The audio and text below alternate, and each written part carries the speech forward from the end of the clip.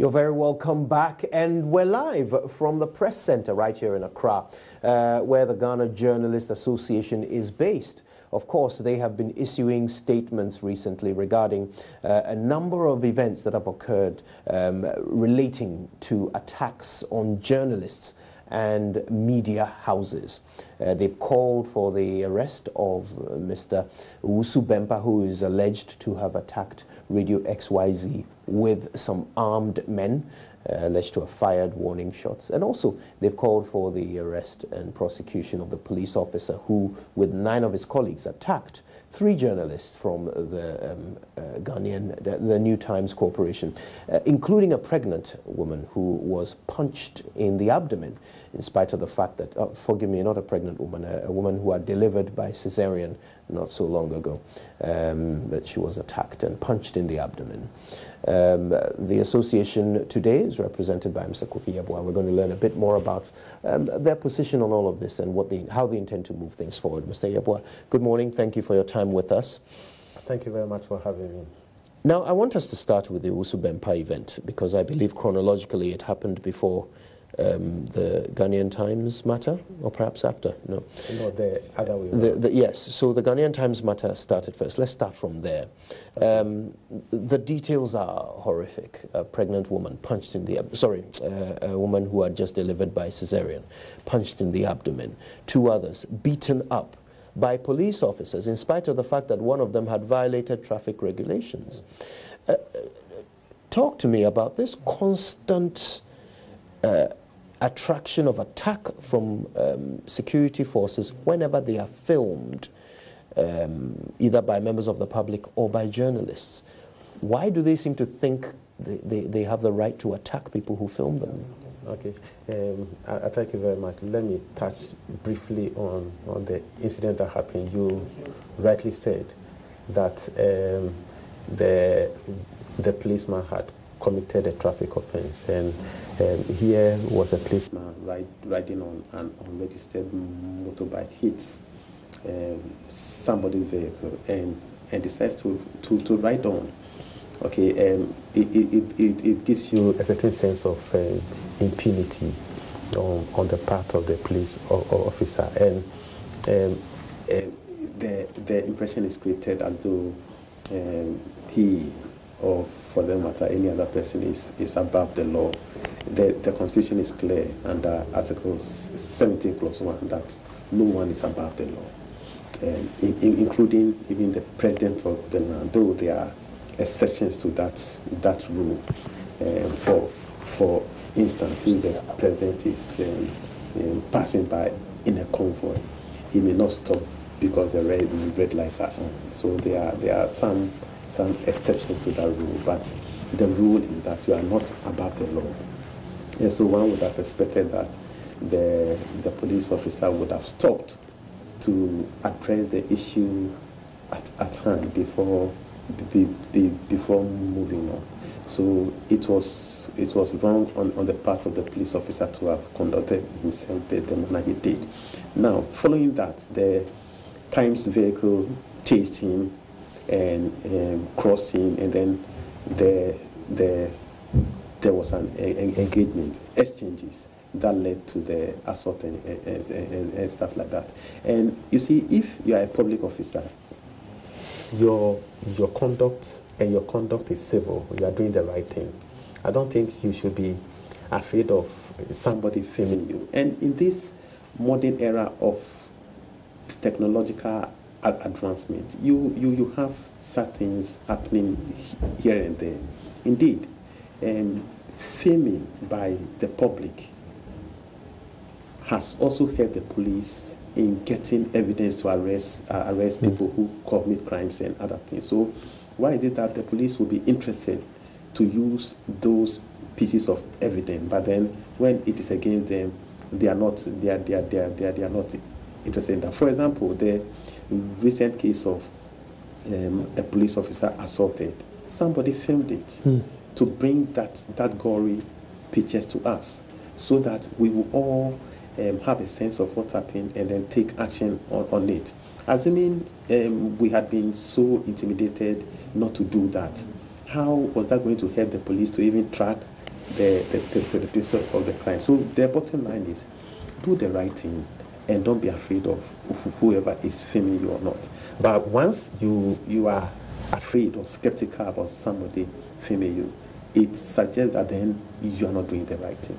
Now, there have also been calls on the members of the public to be cautious, you know, and not to, as it were, engage authorities in a way that might incense them. I find that call interesting. I don't know where the GJA stands on this, but should that be where the caution is directed, that we should be wary of those who are paid to protect us? I also find the call very intriguing. People have become very much educated. People have become very much aware of their rights and so on and so forth. And so it is natural that people want to question the actions of security officials, unlike in the past. Okay, now if you came to arrest me, I would demand a warrant. Okay, but in the past we were so intimidated. So for me, the call should be directed to the other end, the police service and other security officials, to also be abreast of the very law they seek to enforce. Because it is not enough to walk to somebody and tell him you are under arrest.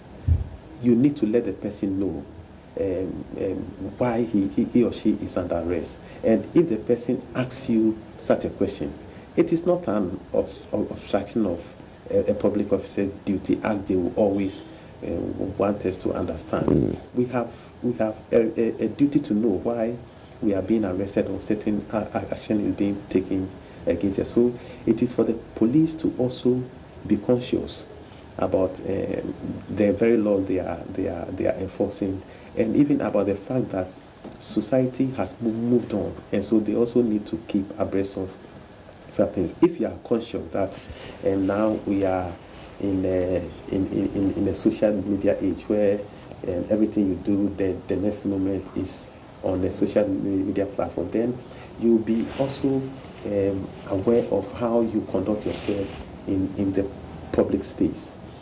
If you think you can do things the old ways, I'm sorry, it may not help, because people have become more assertive and more knowledgeable about their rights.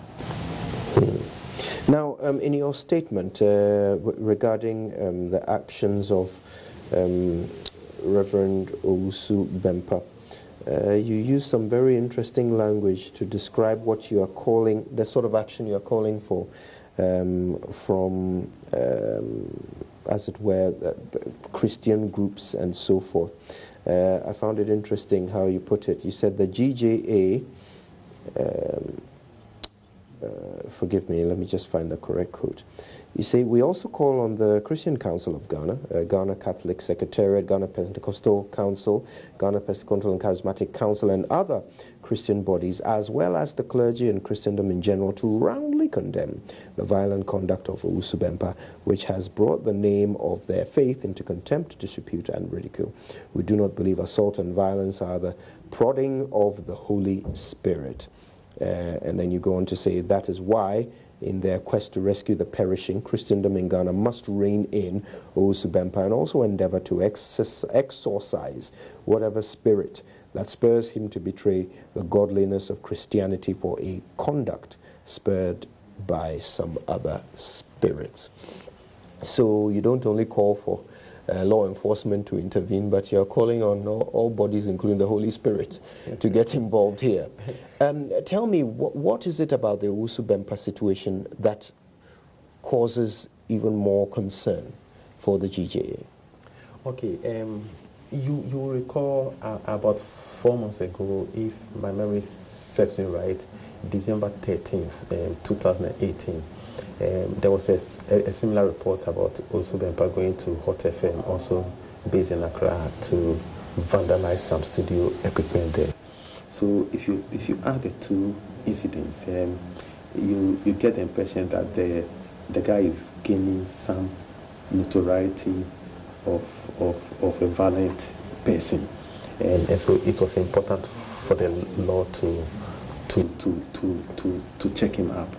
And we believe that even if you put the rule of law aside and you even engage the very forum which he thrives on, being the Bible does not condone violence in any way. And in our press statement, we have cited the example in the Old Testament where God had to rebuke Cain for killing his brother Abel. And then in the New Testament, when Jesus was being arrested, and Peter had pulled out a sword to slash the ear of one of the captors of Jesus Christ, and Jesus told him to put back his sword into its place, and that whoever draws the sword shall die by the sword. And so it's not violence that you use to seek redress. Even the very Bible teaches that if somebody offends you, you must forgive him 70 times 7. And Jesus had redefined the rule of retaliation, an eye for an eye and a tooth for a tooth, which is captured under Exodus 21 verse 24. Jesus had redefined that rule to say that, look, when somebody slaps you on the left cheek, turn the right cheek to the person. So we don't understand why a person who claims to be a man of God would defy all these glaring biblical rules and do otherwise. So we do not believe that is something spared by the Holy Spirit, which Christians believe in. So if there is any other spirit that is spurring him on, then we are calling on the Christian bodies and Christendom in general to rescue him from those spirits. All right. Now, you've also called for the police to arrest Mr. Usubempa. That hasn't happened yet. I'm wondering how to frame the question, but in essence, even the fact that you had to call for it indicates that whatever he has done it doesn't appear to be on the radar of the police, even though it happened at a media house and has been widely reported. In contrast, when the media reported a leaked tape that allegedly had the voice of the chairman of the NDC, the police were very quick to act. They invited him, they arrested him, they bailed him, and they're currently investigating him. There are other contradictions. For example, we know of how quickly the police were able to name suspects when there was a shooting at the NDC headquarters in Kumasi. But to this day, in spite of all the video flying around from the Ayawaso West Wuogon violence, no suspects have been named by the police. And there was no video at the NDC headquarters, by the way. I want to ask whether the association observes any sort of political bias in the way the police has been responding to crimes of this nature recently. Okay, I think that the question has been asked many times whether we even have confidence in the police service. My answer to that question is yes. Yes, because we believe our police service is very capable of doing their job if only they'll be given the free hand to operate. And I put the if clause there because if you don't give them that free hand to operate, it is always difficult. And the examples you have cited are very right. Sometimes you have political influences that do not allow the police to discharge their functions or their duties as effectively as they should. It is a reason or that perception reinforces our press statement. We are informed that the management of Radio XYZ has already reported the matter to either the Legon or the East Legon police station, and so because we do not want this thing to be covered up, that is why we are putting this statement across to let the whole world know, and unfortunately, with the benefit of the internet, it will also be the international community. We want the whole world to know that this is something that has happened, and we are expecting the police to act. But forgive me, but I suppose the question I'm actually asking is whether you see political bias in the work of the police. I mean, I understand about the issue of confidence, but I'm asking whether you see political bias in the way they have responded to crimes, similar crimes, attributed to different political parties. Without even going into the specific instances you cited, it has always been there, and there have been many research works. I've been part of a research work that has established the fact that the police have always shown a political bias in the way they do their work. So I think that is not a contestable issue at all. Okay. In that case, allow me to also ask about the work of the GJA.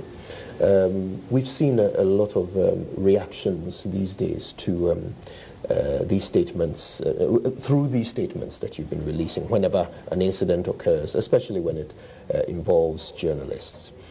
But there was a time when the GJA would be quicker to be on the side of the offender against a journalist. We saw that when there was the destruction of recording equipment of a journalist by Mr. Standube, who used to work for the former president.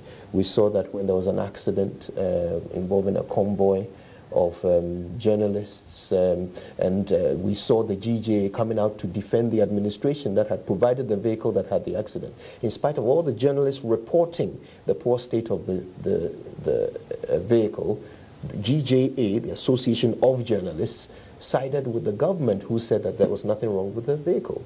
So I want to ask whether this new vigor that we're seeing from the GJA could also be interpreted as partisan. I don't think so, and I think all the examples you cited happened under the immediate past regime of the association, and I wasn't part of that regime. So, but you were a member of the association. I was a member. So how did you feel about those things that happened? The association, I think what it is now is that we have moved on. I believe in the adage to let bygones be bygones and never set the past against the future. We have moved on, and then we think moving on, there are ways to do things, and there are ways to respond to issues as they happen. So